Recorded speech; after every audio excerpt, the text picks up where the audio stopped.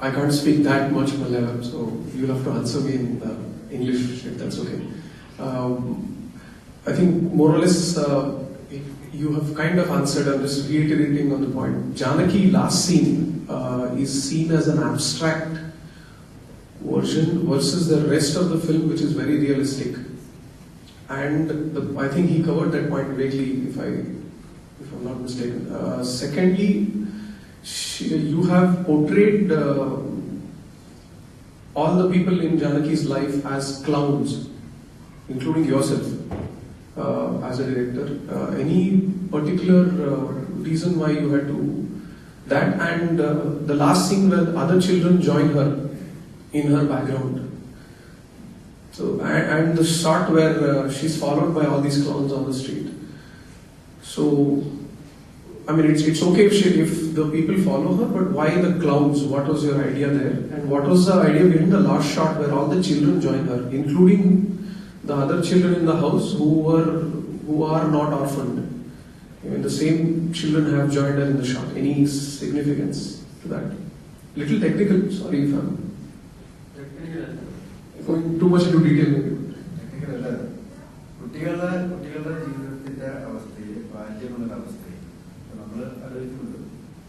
എന്നെ സംബന്ധിച്ചും പ്രകാശം സംവിധായകങ്ങൾ തമ്മിൽ പറയാനുള്ള കാര്യം ഞങ്ങൾക്ക് ഞങ്ങളുടെ ബാല്യം നഷ്ടപ്പെട്ടു പോകരുത്. ഏറ്റവും ചെറിയ കുട്ടി ഞങ്ങളായിരിക്കും മത്സരിക്കുന്ന അവസ്ഥയില്. അപ്പൊ കുട്ടികളുടെ ഒരു ഐക്യപ്പെടൽ എന്നുള്ളത് ഇപ്പൊ തറവാട്ടിലെ കുട്ടികള്, സ്ട്രീറ്റിലെ കുട്ടികള് എല്ലാം കൂടെ ഒരുമിച്ച് വരുമ്പോൾ ബാല്യം എന്നുള്ള ഒരു ജീവിത അവസ്ഥയെ പോസിറ്റീവായിട്ട് കാണാൻ വേണ്ടി തന്നെയാണ് ശ്രമിച്ചിട്ടുള്ളത്.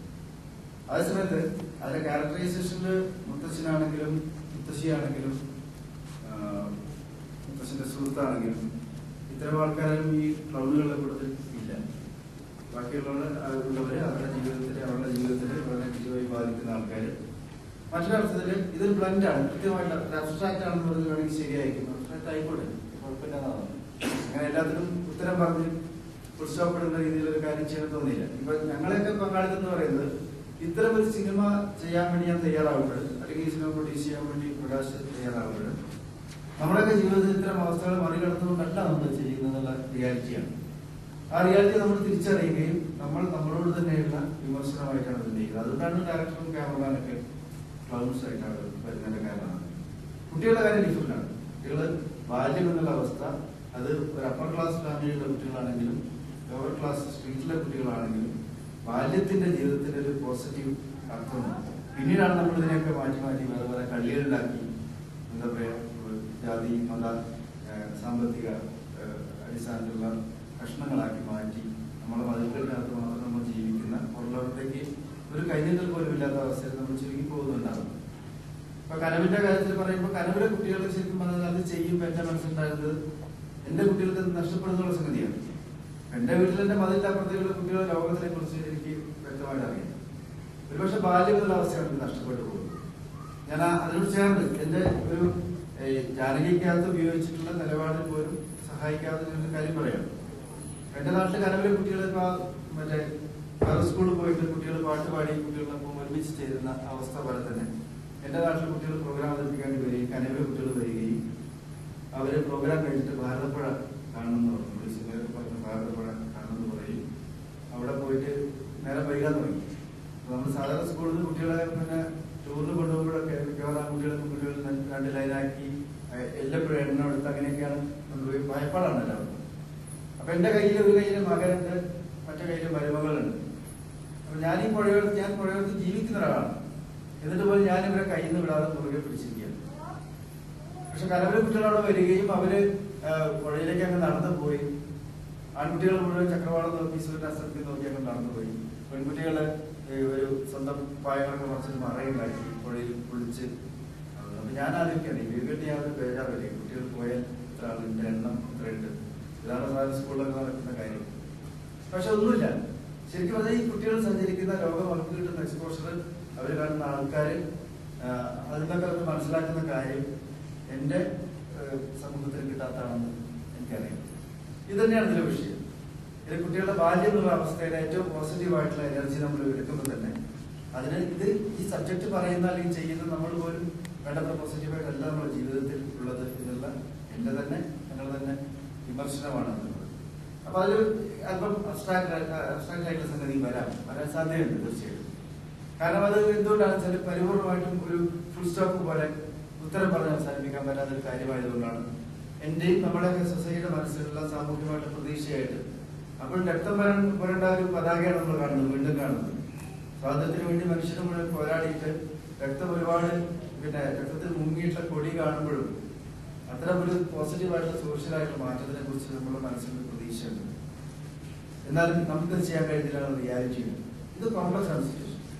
വളരെ സിമ്പിൾ ആയിട്ടുള്ള റിയലിസ്റ്റിക് ആയിട്ടുള്ള സ്ട്രെയിറ്റ് ഇങ്ങനെ പറഞ്ഞ് അവസാനിപ്പിക്കാവുന്ന ഒരു കാര്യമല്ല. അതിൽ എന്റെ കൺഫ്യൂഷൻസ് ഉണ്ടാവും, എന്റെ സോഷ്യലായിട്ടുള്ള കാഴ്ചകളുണ്ടാവും, എന്റെ മനസ്സിലാക്കലുകൾ ഉണ്ടാവും, എന്റെ പരാജയങ്ങൾ ഉണ്ടാവും, ഒക്കെ ഉണ്ടാവും. അപ്പൊ അത് ബേസിക്കലി ഉള്ള കാര്യം വെച്ചാൽ നമ്മുടെ ഈ ആർട്ടിസ്റ്റ് എല്ലാ കാര്യങ്ങൾക്കും ഉത്തരം പറഞ്ഞ് അവസാനിപ്പിച്ചുകൊള്ളണം എന്നുള്ള രീതിയല്ല ഞാൻ കണ്ടിട്ടുള്ളത്. അങ്ങനെ ഈ ഒരു ലോകത്ത് മൊത്തം കാര്യങ്ങൾ, സൊസൈറ്റിയിൽ മൊത്തം കാര്യങ്ങൾ കലങ്ങുന്നൊരവസ്ഥയില് ഈ കലങ്ങൾ തെളിയുമെന്ന് പ്രതീക്ഷിക്കാനുള്ളത് എങ്ങനെ തെളിയുമെന്നോ എങ്ങനെയാണ് അതിനുള്ള മാർഗമെന്നോ പറയാൻ എനിക്ക് പറഞ്ഞു വേണം. ഞാൻ കൈ ഉയർത്തി നിൽക്കുകയാണ്. ഞാൻ മാത്രമല്ല, നിങ്ങൾ എല്ലാവരും അങ്ങനെ തന്നെയാണ്. ഇതിന്റെ സാമൂഹികമായിട്ടുള്ള മാറ്റങ്ങൾ എങ്ങനെ ഉണ്ടാവും, എങ്ങനെ വന്നു ഭവിക്കും, പിന്നീടുള്ള ജീവിതം എങ്ങനെയാണ്, അതിന്റെ സാംസ്കാരിക മേഖലയിലുള്ള രൂപങ്ങൾ എന്താണ്, ഇതൊന്നും ക്ലിയർ കട്ട് ആയിട്ടുള്ള ഉത്തരം പറയാനായിട്ട് എനിക്ക് കഴിയില്ല എന്നുള്ളത് എന്റെ വ്യക്തിപരമായിട്ടുള്ള പരിമിതി ഞാൻ വിശ്വസിക്കുന്നില്ല. നമ്മൾ ജീവിക്കുന്ന സൊസൈറ്റിയിൽ നമുക്ക് കിട്ടുന്ന കാര്യങ്ങളുടെ പരിമിതി കൂടിയാണ്. ഈ അർത്ഥത്തിലാണ് അതിന്റെ എൻഡിങ് വന്നപ്പോഴേക്കും ഇങ്ങനെ തന്നെ വളരെ കൃത്യമായിട്ട് അറിയാതെ ചെയ്തതൊന്നല്ലത്. ഇപ്പൊ മഹാത്മാഗാന്ധിയോട് അറ്റംപ്റ്റ് ചെയ്ത ചില സീനുകളുടെ കാര്യം, കനവില് നാടുകെട്ടിയ നാടകം അത് വീണ്ടും ശേഷിക്കുമ്പോഴുള്ള കാര്യം, ജാനകിയിലെ എൻഡിങ് ഇങ്ങനെയാവുന്നതിന്റെ പുറകിലുള്ള കാര്യം, ഇത് എന്റെ തന്നെ കൺഫ്യൂഷൻസും എന്റെ തന്നെ ഉത്തരം തേടലും എന്റെ തന്നെ തുറന്നു പറച്ചിലുമായിട്ട് നിൽക്കുകയാണ്. അതുകൊണ്ടാണ് അതിന്റെ സ്ട്രക്ചർ അങ്ങനെ സ്വീകരിച്ചത്. അതുകൊണ്ടാണ് കുട്ടികൾ ഉള്ള ഒരു ഒത്തുകൂടുന്ന അവസ്ഥ പോസിറ്റീവായിട്ട് മാറുകയും ഞങ്ങൾക്ക് തന്നെ മറുപടി പറയാൻ പറ്റാത്ത രീതിയിലുള്ള അവസ്ഥയിൽ ഞങ്ങൾ കോമാളികളാവുകയും, ഡയറക്ടറുണ്ട്, ക്യാമറമാനുണ്ട്, പ്രൊഡ്യൂസറും കോമാളിയായിട്ട് പ്രവർത്തനം വരുന്നുണ്ട്. നമ്മള് സെൽഫ് ക്രിറ്റിസിസത്തിന്റെ ഒരു ഏരിയയാണ് നമ്മൾ സ്വയം നമ്മളോട് പറയുന്ന ഒരു കാര്യം. So I just want to add one thing to that. But the rest of the film is also not realistic.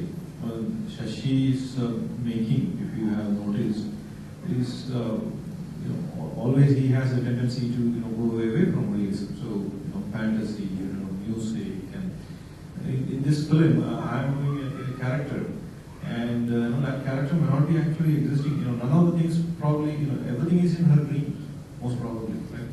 I mean, she is seeing him every now and then, or remembering him. So it's all, it could be her fantasy, who knows?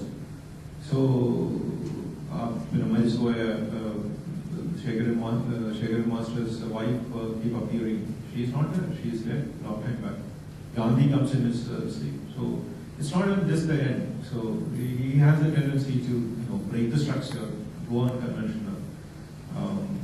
So it is his style. So like it or not, but he tries to go beyond plain presentation. നമ്മുടെ ഈ കാഴ്ചകളും നമ്മുടെ കാഴ്ചപ്പാടുകളും നമ്മുടെ point of view എന്താണെന്നത് ഒരു പക്ഷേ ശേഖരമാഷിന്റെ ഭാര്യ മരിച്ചുപോയ ക്യാരക്ടർ അവരെ പോയിന്റ് ഓഫ് വ്യൂ സിനിമ കാണുന്നുണ്ട്. നിരവധി കാഴ്ചകൾ എന്നുള്ള ഒരു ബ്ലൻഡായിട്ടാണ് കാണുന്നത്. അവരില്ലാത്തൊരു ക്യാരക്ടറാണ് നമുക്ക് എല്ലാവരും അറിയാം. മുത്തശ്ശിയുടെ ഓർമ്മകള്, ഒരുപക്ഷെ ജാനകി ഹോസ്പിറ്റലാവുന്ന സിറ്റുവേഷനിൽ നമുക്ക് ആദ്യം തോന്നുന്നു ആ കടയിലുള്ള ഒരാളായിരിക്കും പ്രശ്നം. അവളെ ചൂഴ്ന്നു നിൽക്കുന്ന ഒരു ഭീതിയുണ്ട്. ഇതിൽ നമുക്ക് ആഡ് ചെയ്യാവുന്ന ഒരു കാര്യം, ഈ പ്രായത്തിലുള്ള ഒരു പെൺകുട്ടിയെ സംബന്ധിച്ചോളം അവളുടെ സെക്സോ അല്ലെങ്കിൽ ശാരീരികമായിട്ടുള്ള ആവശ്യമാണെങ്കിലും അല്ലെങ്കിൽ മാനസികമായിട്ടുള്ള പ്രണയം പോലുള്ള കാര്യങ്ങളാണെങ്കിലും ഒന്നും അങ്ങനെ തിരിച്ചറിയാവുന്ന ഒരു പ്രായത്തിലായിട്ടില്ല. അത്തരം പ്രായത്തിലുള്ള ഒരു കുട്ടി അനുഭവിക്കേണ്ടി വരുന്ന സോഷ്യൽ റിയാലിറ്റി ഉണ്ട്. ഈ റിയാലിറ്റി എന്നുള്ളത് വളരെ യഥാർത്ഥമായിട്ടുള്ള ഒരു സീനിൽ കൺസെപ്റ്റ് ചെയ്യാവുന്ന സംഗതി എല്ലാം തോന്നുന്നു. അവളെ ഭീതിപ്പെടുത്തുന്ന ഒരു സോഷ്യലായിട്ടുള്ള അവസ്ഥ അവർക്ക് പുറകിൽ എപ്പോഴും നിലവിലുണ്ട്. അത് കടക്കാരനാവാം, പ്രകാശ് അവതരിപ്പിച്ച ക്യാരക്ടർ ആവാം, അതിന്റെ പുറകിൽ ചിരിക്കുന്ന ആൾക്കാരുടെ ചിരി ഒരു വലിയ സമൂഹത്തിന്റെ ചിരിയാണ്. അത് നമ്മുടെയൊക്കെ ചിരിയാവാം. നമ്മൾ ഇത്തരം കുട്ടികളെ എങ്ങനെ കാണുന്നു, കുട്ടികളുടെ ഒരു ഇൻസെക്യൂരിറ്റി. ഞാൻ നേരത്തെ ആ ഫിലിം ഇൻട്രൊഡ്യൂസ് പറഞ്ഞ പോലെ എന്റെ നാട്ടിലെ ഈ കരിമൊഴി ഞാൻ പേര് കൊടുത്ത കുട്ടിയുടെ പേര് അത് മാരിയമ്മ എന്നാണ് അവരുടെ പേര്.